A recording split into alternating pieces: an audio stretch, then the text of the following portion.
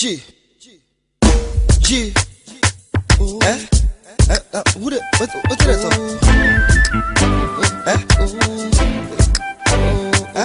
Hey, chat, I don't know.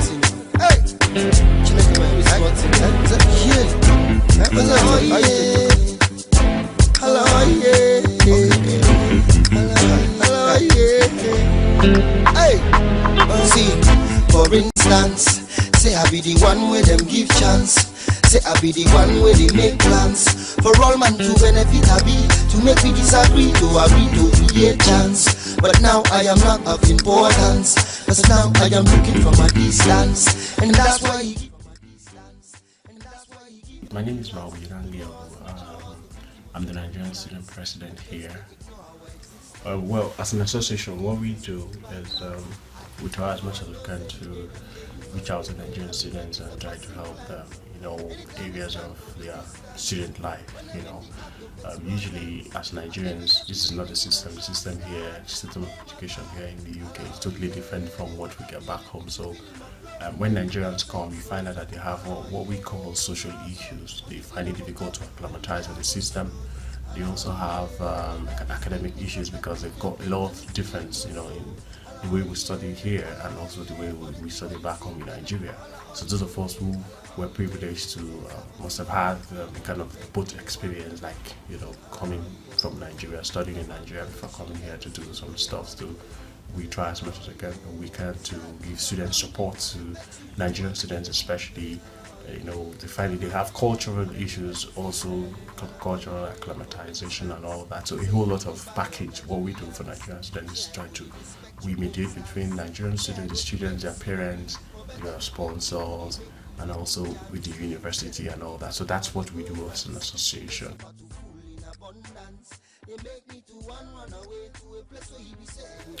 Well, about the Nigerian political scenario, we have comedians, that parade as politicians today. I call them comedians because they say A today and they tell you B tomorrow, and politics of they are a bunch of insincere people, parading the political scene, heating up the system, people who don't care about the people who don't care about so-called leaders, but I call them rulers and dictators who really don't care about the ordinary, the betrayed villager like myself, and they don't care about us, I tell you why. Let's look at the issue of Boko Haram, like a lot of people say everywhere, and some people misconstrue the idea of Boko Haram. Boko Haram is, an offshoot of failed politicians from a particular set or particular area or region of the country. These people shamefully held on to power for like 45 years or more and could not develop their land.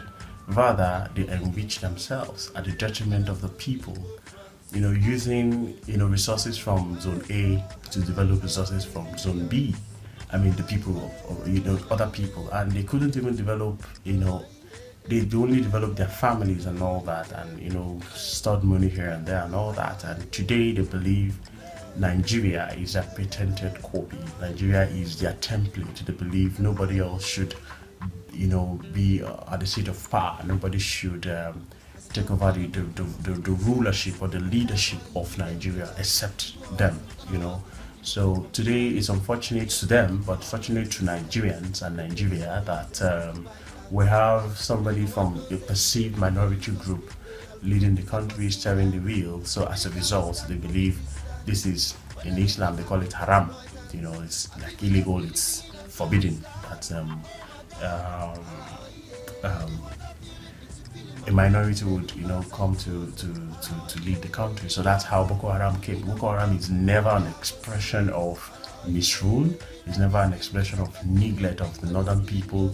It's never an expression of underdevelopment in the north. No, that's not true. Unlike the Niger Delta militancy, you cannot juxtapose these two struggles together. Boko Haram is not even a struggle. Boko Haram is just for conceited fellows, for some unscrupulous elements who are using Boko Haram as their template to reach an end, their selfish end.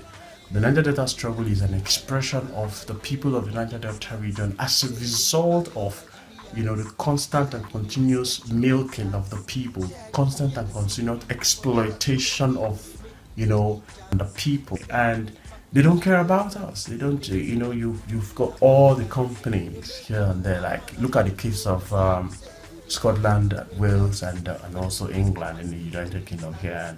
And that is, but it's a lot better here because they care about the people of Scotland, where the oil comes from. So Niger Delta, is the mainstay of Nigeria's economy, and nothing is happening there. Today we now have a president, and from the region. That's crisis. What's this political crisis all about? The political conundrum, especially as it affects my state, Rivers State. It's not because we have, I call them political gladiators. They don't respect us. They don't care about us also. We now have factions, where we have the Abuja politicians and we have the Port Harcourt politicians. The Port Harcourt politicians is where the governor, and for the governor and his people. The Abuja politicians are those who here, work with the presidency and the presidency. That's what they said. But we see them, like I would always say to people, and I would tell young people like myself, these are people, they are all friends. I call them conjoined twins. They are Siamese twins. They work together, they knew what they're doing. It is never in our interest. Today we hear of Soko oil. Where were they? People have been ruling, people have been taking proceeds from Soko, a part of River State, Soko, where it's oil rich. And the people of Soko are dying.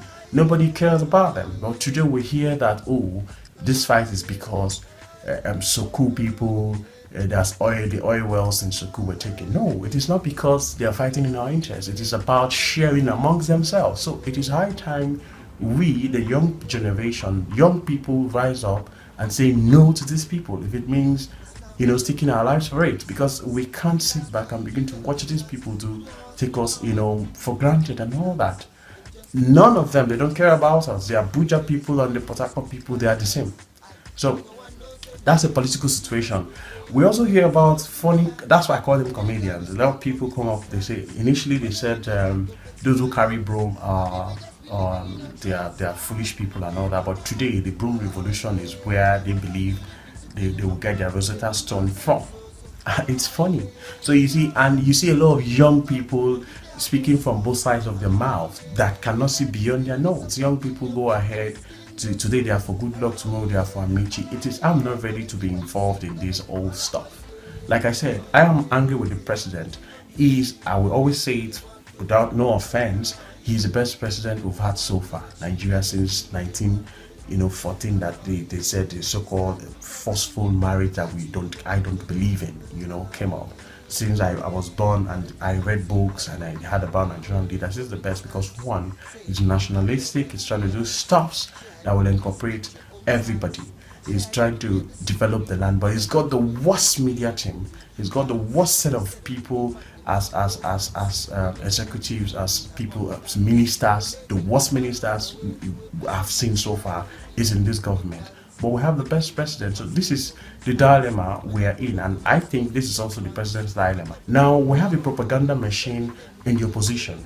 The propaganda machine is today we have infiltrated media in Nigeria that is only one-sided, that they report only wrong things, they report lies, and they are just there to take subtle jibes and all that, which is really not good enough for the system. And at the end of the day, they will want young people to go shoot on their behalf. So I think the political situation is just a stupid one, but it's more comical if you ask me. And it's just a bunch of comedians, parading themselves as leaders, wanting to be this and that. We shouldn't take them serious. That's just the truth about that.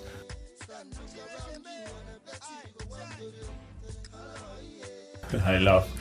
Well, 215. I think this 215 issue is overflowed. So if you say advice or way forward for 215, first of all, Nigerians think the future of Nigeria lies in 215, and because of this failed bunch in the political and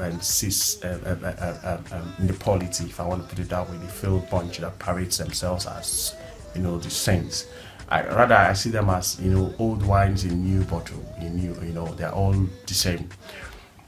215, first of all, don't get it all wrong. 215 nobody will die, heads will not roll, Nigeria will not break.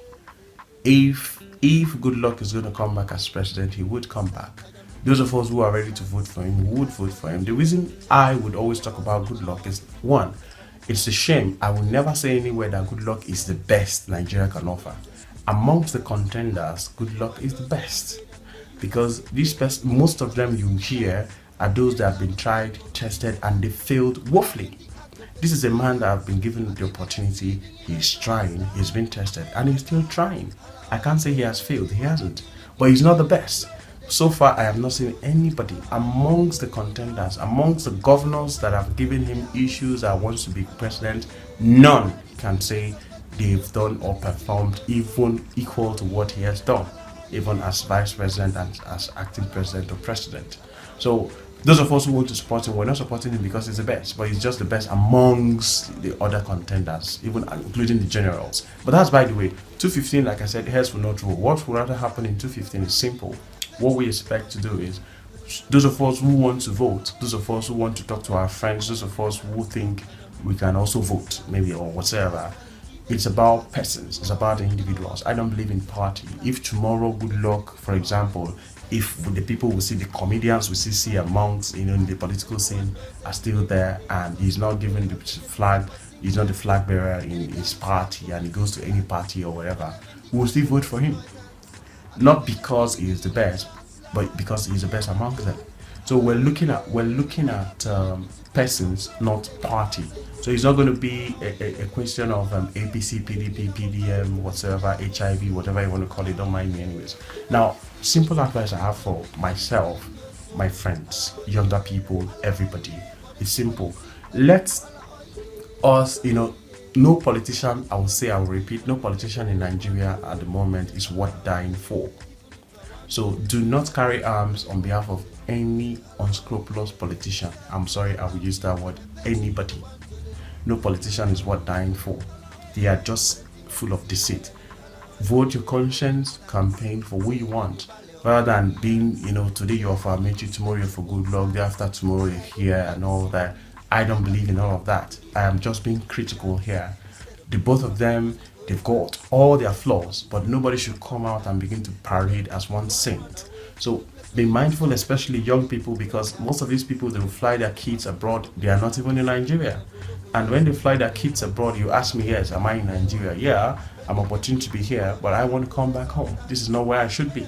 But they will use people like me, people like you, to go shoot on their behalf while their kids are, in their comfort zones and all that. That shouldn't happen.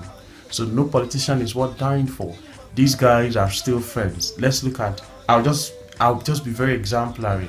The Tinubu and Olagunsoye Nindola weren't friends. Look at how Justice Salami, they roped Justice Salami into their wahala and all of that. And what happened at the end of the day today, Olagunsoye Nindola and Tinubu are best of friends. Today, Obasanjo and Buhari are best of friends. Today, Babangida and Buhari, Obasanjo are best of friends. This is politics. It's about their selfish interests. But these are people that never saw eyeball to eyeball. These are people that we heard that wanted to kill themselves because of politics. So it's about what they want. It's about selfish interests. It's not about the interests of the people. So please, this is just my simple advice. I may not make sense to you, but this is what I think I have to say to young people. My friends, even DSAS, BFAS, if you call yourself frenemies or enemies, for me, if you're a friend and you are an enemy, I call you frenemies, as one of my good friends will always say that. So anyways, that's all I have to say. Be careful what you say to politicians, who you support and why you support the person, but don't kill because you want to impress one political idiot anywhere. They know what to kill for. So now I am looking from a distance, and that's why you give them the chance to do us and turn us to victim of circumstance.